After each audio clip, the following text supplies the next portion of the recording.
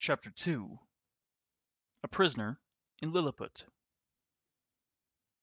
I was so weak and tired when I finally limped out of the sea that I dropped down on a patch of soft grass. Within moments, I was sound asleep.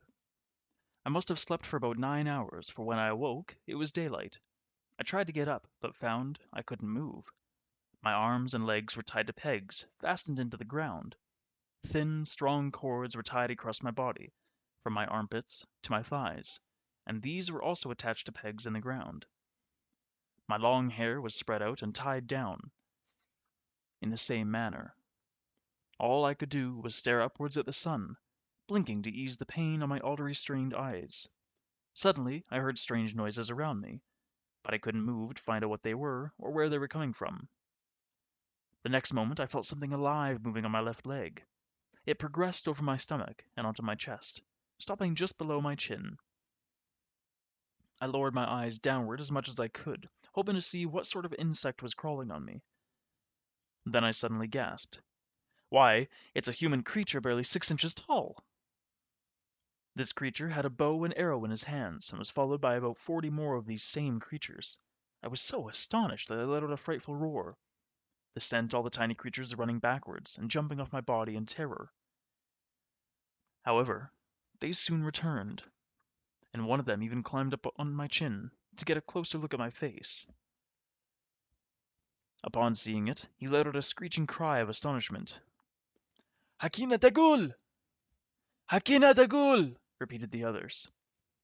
I had no idea what those words meant, and didn't pay too much attention to them. My only thought was to get loose, for I was becoming quite uncomfortable. By twisting and turning and pulling and pushing, I managed to break the strings and pull out the pegs that were holding my left arm down. With that arm released, I was able to free my hair on the left side and turn my head to the right. Then I tried to reach out and grab some of the creatures, but they ran off again, this time with shrieks of "Torgofunak!" The next instant, hundreds of tiny arrows hit my left hand, pricking me like hundreds of needles. More hit my body, but my clothes kept them from sticking into me. But when arrows began striking my face, I groaned with pain and raised my left hand to try to protect myself. I tried again to loosen the rest of the strings, only to be attached with even more arrows than before. These little creatures also began jabbing spears at my sides, but lucky for me, my leather vest kept those spears from entering my body. I then told myself, the wisest thing to do, Lemuel, is to lie still until night. Then you'll be able to use your left hand to free the rest of your body, and even the greatest armies of these tiny people won't be able to stand up to someone your size. So, I stopped struggling, and the arrows stopped coming, but I soon heard another noise near my right ear. It was a banging, like people at work. I turned my head as much as I could and saw about 50 of these little people setting up a platform a foot and a half above the ground. Soon, 4 of the little people climbed up ladders and stood on the platform. In the middle was an important-looking man, with an attendant on each side and a page behind him, carrying the train of his robe.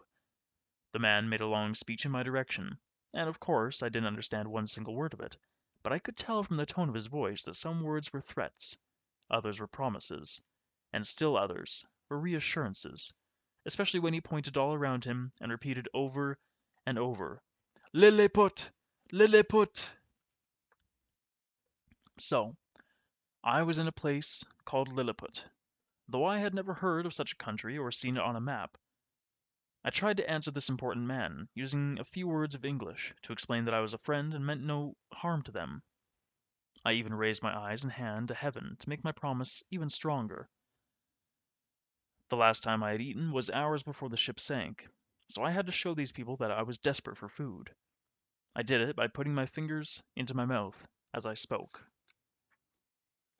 The great Hergo, as I later learned this important lord was called, understood my signs and shouted out orders to the crowd below. 100 little people immediately placed ladders at my sides and climbed up on my body with baskets full of meat and bread, which they dumped into my mouth. This was food their emperor had ordered as soon as he received word of my arrival. When I signaled that I was also thirsty, they rolled a barrel up a ladder and across my chest. Then they poured it into my mouth, a delicious liquid that tasted like wine. But their barrel was only equal to a cup, and after they had given me a second barrel, they showed me that they had no more. By now I was feeling very grateful to these little people.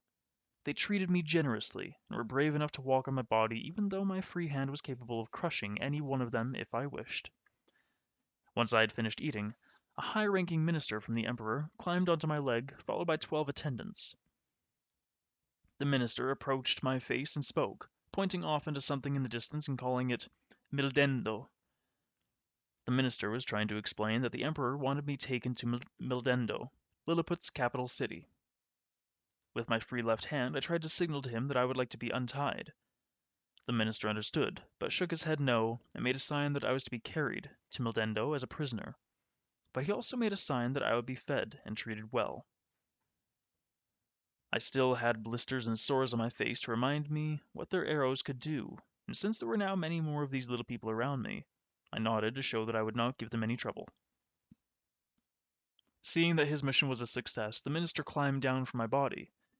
Soon dozens of little people were crawling all over my face and hands, dabbing at them with a sweet-smelling ointment that took away the sting of the arrows. With my body now a little more comfortable, I soon became drowsy and fell into another deep sleep, this time for 8 hours. I later learned that the Emperor had ordered his physician to mix some sleeping powder into my wine so he could make plans to have me brought to the capital.